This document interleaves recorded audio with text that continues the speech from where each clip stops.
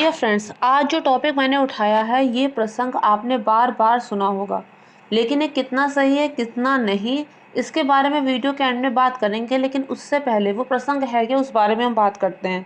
Friends, आप लोगों ने बहुत ज़्यादा इस वाली बात को सुना होगा कि जब भगवान राम ने लंका में चढ़ाई से पूर्व शिव जी की पूजा की थी कि उन्हें लंका में विजय मिले, उस समय की ये बात है। उन्होंने जामवंत जी से कहा था कि मुझे कोई ऐसा पुरोहित चाहिए जो वैष्णव हो, यानी जो ब्राह्मण हो, महाज्ञानी हो। क्योंकि जो पुरोहित हम चुनते हैं किसी भी पूजा पाठ के लिए, वो जितना अच्छा होता है पूजा पाठ का फल भी उतना ही अच्छा मिलता है। अब किसी को पूजा पाठ सही से आती ना हो या फिर उतनी विस्तृत जानकारी ना हो, तो उसके द्वारा की गई पूजा में और जो ज्ञाता हो उसके द्वारा की गई पूजा में बहुत अंतर होता है। तो राम जी ने यही बात कही जामवंत जी से कि मुझे एक ज्ञानी ब्राह्मण पंडित की तलाश है। जामवंत जी जो थे वो रावण के नाना यानी कि पुलिस्त मुनि उनके फ्रेंड थे, उनके मित्र हुआ करते थे। जामवंत जी ने कहा कि इस वन में इस तरह का पुरोहित कहाँ से आए, लेकिन हाँ एक पुरोहित है जिसे मैं जानता हूँ, लेकिन मुझे नहीं लगता कि वो आपकी सहायता करेगा, वो आपकी पूजा करेगा। तो उन्होंने कहा कि किसके बारे में बात कर रहे हैं आप? तो उन्होंने कहा कि लंकापति रावण। इस पर राम जी ने कहा कि एक बार आप बात करके तो आइए, वो मानना ना मानना वो अलग बात है, वो माने ना माने वो अलग बात है, लेकिन आप एक बार बात करके आइए मेरी ओर से कि मैं उनके द्वारा पूजा कराना चाहता हूँ। अब जामवंत जी गए। अब क्योंकि वो उनके नाना के मित्र हुआ करते थे तो उन्होंने आदर समेत, लंकापति रावण ने आदर समेत उन्हें महल के भीतर बुलाया और फिर उसके बाद उनके आने का कारण पूछा। जामवंत जी ने कहा कि एक पूजा करानी है, उसके लिए एक ज्ञानी पंडित की तलाश है और आपसे बड़ा ज्ञानी पंडित मुझे दूसरा कोई नजर आ नहीं रहा है। इस पर रावण ने पूछा कि यजमान कौन है? तो उसने कहा, जामवंत जी ने कहा कि आप उन्हें जानते हैं अच्छी तरह, जो यजमान है वो राम और लक्ष्मण हैं। रावण ने पूछा, क्या पूजा का उद्देश्य लंका में विजय है? जामवंत ने कहा, हाँ उद्देश्य तो यही है। क्या आप पूजा के लिए तैयार हैं अथवा आप मना कर रहे हैं? रावण ने कहा, मैं तो ऐसे जिज्ञासा बस पूछ रहा था, मुझे पूजा करने में कोई आपत्ति नहीं है। जामवंत जी ने फिर पूछा कि पूजा किस समय की जाएगी, उसका मुहूर्त क्या होगा?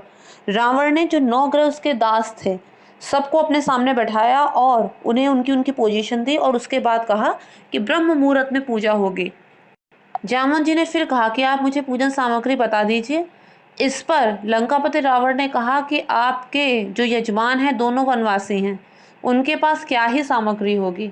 पुरोहित का यह कर्तव्य है कि अगर यजमान के पास कोई सामग्री ना हो तो वो अपने घर से वो सामग्री लेकर आए। तो इसलिए पूजन सामग्री मैं खुद ही लेकर आऊँगा। दूसरी चीज़, किसी भी पूजा में अगर कोई विवाहित व्यक्ति कोई पूजा कर रहा है तो पूजा तब तक सफल नहीं हो सकती जब तक उसकी धर्म पत्नी उसके वामांग में ना विराजमान हो। लेकिन यहाँ ऐसा कैसे संभव था? सीता जी तो रावण की कैद में थी। तो क्या हुआ कि रावण ने इंद्रजीत को बुलाया और कहा कि इंद्रजीत, कल सुबह ब्रह्म मुहूर्त में तुम्हें सीता को थोड़ी देर के लिए श्री राम जी के पास लेके जाना है, ताकि ताकि जो पूजा मैं कराने जा रहा हूँ वो पूजा पूरी हो सके। क्योंकि मैं किसी अधूरी पूजा का पुरोहित नहीं बन सकता, मैं किसी अधूरी पूजा का पुरोहित नहीं बनूंगा।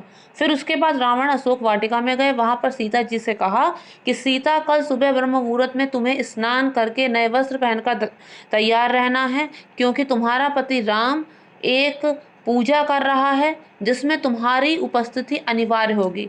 तुम्हारी लंका से कैद से मुक्ति खाली थोड़े ही समय के लिए होगी। जब तक तुम्हारा पति पूजा करेगा तभी तक तुम उसके वामांग में बैठ सकती हो, उसके बाद तुम्हें वापस यही अशोक वाटिका में लौटना होगा। ये बात रावण ने सीता जी से कही। उसके बाद पूजा का दिन आ गया। रावण सबसे पहले पहुंचा भगवान राम के पास, पूजा के लिए सब तैयारी की गई। उसके बाद जैसे ही पूजा शुरू हुई, रावण ने कहा कि अपनी पत्नी को अपने वामांग में स्थापित कीजिए। वनवासी राम बोले कि इस समय मेरी पत्नी मेरे साथ नहीं है। रावण ने कहा कि एक बार आप दृष्टि तो घुमाइए। उसके बाद देखा कि इंद्रजीत अपने रथ में सीता जी को बैठाकर वहां पर ले आया है। अब उसके बाद सीता जी भगवान के वामांग में आकर बैठ गईं और इस तरह से पूजा संपन्न हुई। जब पूजा संपन्न हुई तब श्री राम ने पूछा रावण से कि आपकी दक्षिणा।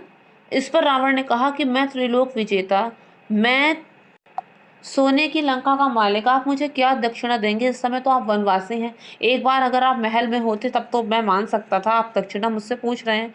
इस पर राम ने कहा कि मैं रघुवंशी हूँ, बिना दक्षिणा के पूजा संपन्न नहीं मानी जाती। आप जो चाहें मुझसे मांग सकते हैं, मैं अवश्य दूंगा। रावण बोला कि मेरी इच्छा है कि जब मेरी मृत्यु हो, जब मेरा अंत समय आए, तब ये दोनों मेरे यजमान मेरी आंखों के सामने खड़े हों। यही रावण ने मांगा था। उसके बाद रावण वापस अपने लंका महल में लौट गया और सीता जी वापस उस रथ में बैठकर इंद्रजीत के माध्यम से वापस अशोक वाटिका में आ गई। इस तरह से पूजा संपन्न हुई। तो ये प्रसंग बहुत बहुत सुनने में मिलता है। अब बात ये आती है कि ये प्रसंग सही है या नहीं। तो फ्रेंड्स, तुलसी रचित रामायण में इस तरह का कोई उल्लेख नहीं है। अगर आप खुद भी तुलसी रचित रामायण पढ़ेंगे तो वहाँ ऐसा कुछ नहीं मिलेगा। वाल्मीकि रामायण में भी ऐसा कुछ नहीं है, तमिल की रामायण में भी ऐसा कुछ लिखित रूप से नहीं है। ये बाद में किसी ने अपने द्वारा जोड़ा गया है। ये जो भी बात है इसका कोई प्रमाण नहीं है, लेकिन हाँ, ये कथा है बहुत सुंदर। बताती है कि उस समय शत्रुता में भी जो मर्यादा होती थी ना, वो आज के सगी रिश्तेदारी में नहीं है।